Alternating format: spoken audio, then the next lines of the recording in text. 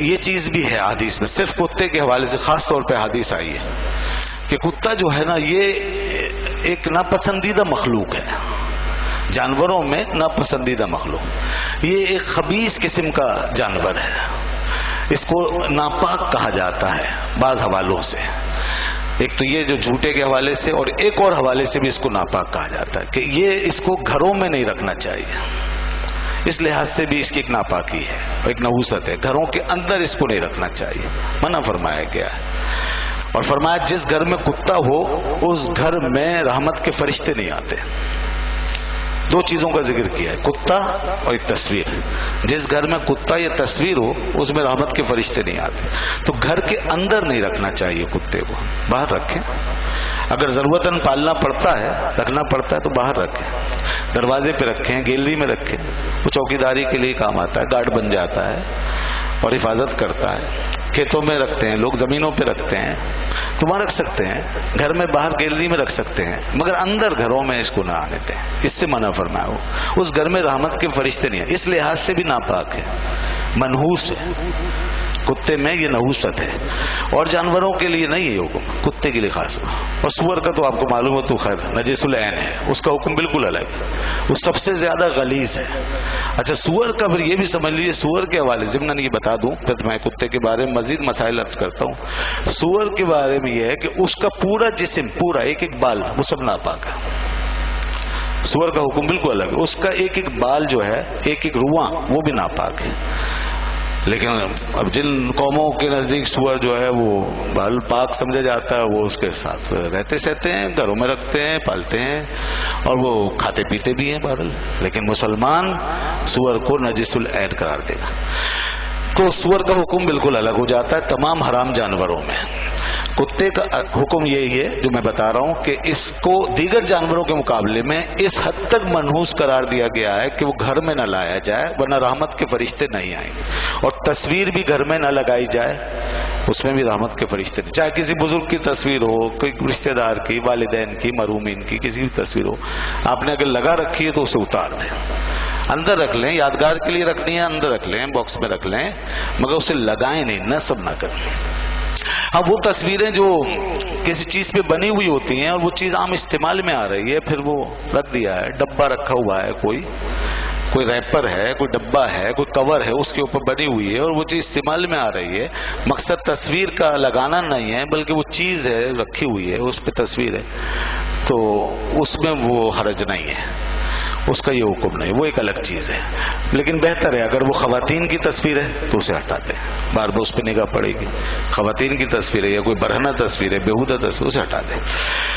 تو تصویر کا یہ حکم ہے کہ تعظیم کے طور پہ جو تصویریں لگائی جائیں گی وہاں رحمت کے فرشتے نہیں آئیں گے، کتا گھر میں رکھا جائے گا رحمت کے فرشتے نہیں آئیں گے، اگر کسی جگہ کتا داخل ہو جائے اسے نکالیں، اسے رہنے مت دیں۔ رسول اللہ صلی اللہ علیہ وسلم کے زمانے میں جو مسجد ہوتی تھی وہ کھلی ہوتی تھی، تو کتے داخل ہو جاتے تھے تو صحابہ کرام انہیں بھگاتے تھے، انہیں بھگایا کرتے تھے، حدیث میں آتا ہے کہ انہیں نکال دیا کرتے، اب وہ مسجد میں آ جاتے تھے اور زمین بھی کچی ہوتی تھی، خیر آج کل تو اب ایسا نہیں ہوتا، خاص طور پہ شہروں کی مسجدوں میں، پکی مسجد میں ایسا نہیں، تو کتے آ جاتے تھے نکال دیا، اور وہ آ کے بیٹھ بھی جاتے تھے، مختلف جگہوں پہ بیٹھ جاتے، کبھی پیشاب شاب بھی کر دیا کرتے تھے، حدیث میں آتا ہے وہ پیشاب شاب بھی کر دیا کرتے تھے، تو وہ چونکہ کچی زمین ہوتی تھی نا، تو وہ کچی زمین کا حکم یہ ہے کہ جب وہ سوکھ جاتی ہے تو وہ پاک ہو جاتی ہے، تو خشک ہو جاتی ہے تو پاک ہو جاتی ہے، اس لیے وہ اس پہ پانی بھی ڈالنے کی ضرورت نہیں پڑتی تھی ان کو کہ وہ بار بار دھوئیں اسے پاک۔ ہاں ایسے فرش یا قالین، کارپیٹ، دریاں بچھی ہوں تو وہ ضرور ناپاک ہوں گے اور ان کو دھونا پڑے گا اگر پیشاب وشاب کر دیا، لیکن اگر خالی بیٹھ گیا کتا آ کے کسی جگہ پہ، وہ خشک ہے، اس میں کوئی نجاست یا تھوک وغیرہ نہیں اس کا لگا ہے، تو وہ جگہ پاک ہے، اگر کوئی دھونا چاہے دھو لے، لیکن وہ جگہ پاک ہے۔ آج کل کے دور میں یہ جو مغربی تہذیب کا اثر ہمارے اندر آیا ہے، اس میں ہمیں مغربی تہذیب کے ہاتھوں ایک تحفہ یہ بھی ملا ہے کہ کتوں سے لوگوں کو بہت زیادہ انس ہو گیا، کتوں سے بہت زیادہ پیار ہو گیا، اور وہ پیار اس حد تک بڑھ گیا ہے کہ لوگوں نے وہ جو مسلمانوں کے جو پالتو جانور ہوتے ہیں ان کو تو گھروں سے باہر کر دیا، اب وہ بکرا بکری پالنے کا رواج تو ختم ہو گیا، یہ ہمارے جانور تھے پاک صاف اور ان کے ہزاروں فوائد، یہ تو اب باہر، اب بہت سے لوگوں کے گھروں میں کتے رہتے ہیں، کتے، اور وہ کتے اس حد تک گھر میں رہتے ہیں، اتنے فیملیئر ہوتے ہیں وہ کہ وہ گھر کے افراد سے بھی زیادہ آپ کے قریب ہو جاتے ہیں، وہ یہاں تک کہ ساتھ بیڈ پہ سلاتے ہیں لوگ، باقاعدہ ان کے ساتھ سوتے ہیں، ان کو اپنے بیڈ روم میں رکھتے ہیں، ان کو ساتھ کھلاتے ہیں پلاتے ہیں، ان کا جھوٹا اپنے ہاتھ سے کھاتے کھلاتے، ان کو یہ سب کر رہے ہیں۔ یہ مسلمانوں میں ہو رہا ہے، یہ سب یہ بیرونی تحفے ہیں، مغربی تحفے یہ ملے ہیں۔ بکرے بکریاں یہ پاکیزہ جانور یہ تو چھین لیے انہوں نے ہمارے ہاتھ سے، یہ چھین لے، چلیے یہ دور ہو گئے تو کوئی گناہ نہیں ہوا، مگر کتا جو آ گیا اس کی جگہ یہ بڑا خطرناک کام ہے۔ اور کتوں سے گلے لگ رہے ہیں، ان کو رکھ رہے ہیں گھر میں، ساتھ سلا رہے ہیں، ان کو پیار کر رہے ہیں ان کو۔ اب مجھے نہیں پتا آگے کیا ہونے والا ہے، ویسے انگریزوں کا تو یہ حال ہے وہ ان کی زبانیں بھی چاٹتے ہیں، اللہ رحم کرے مسلمانوں کی حالت پر۔ انگریز کا تو یہ حال ہے، اس کا منہ چاٹتے ہیں، اپنا منہ چٹواتے ہیں،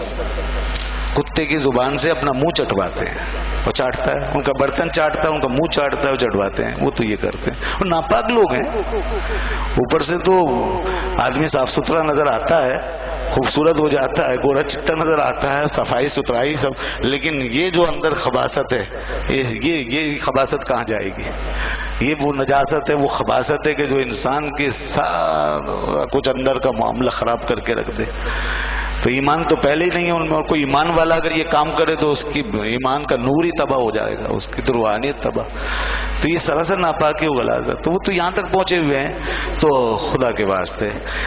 اس مغربی تہذیب کے یہ ناپاک و غلیظ اثرات ہیں، ان سے دور رہیں، ان سے بچیں۔ اسلام میں سے بھی اس حد تک اجازت ہے جو میں نے بتا دیا کہ اگر حفاظت کی غرض سے رکھا جائے تو باہر اسے گیلری وغیرہ میں آپ باندھ کے رکھ سکتے ہیں۔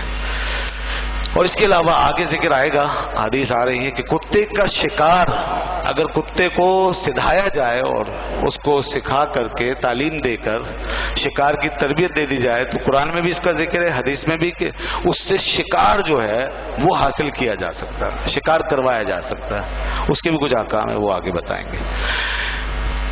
کتا اس لحاظ سے منحوس ہے، اس کا تھوک ناپاک ہے۔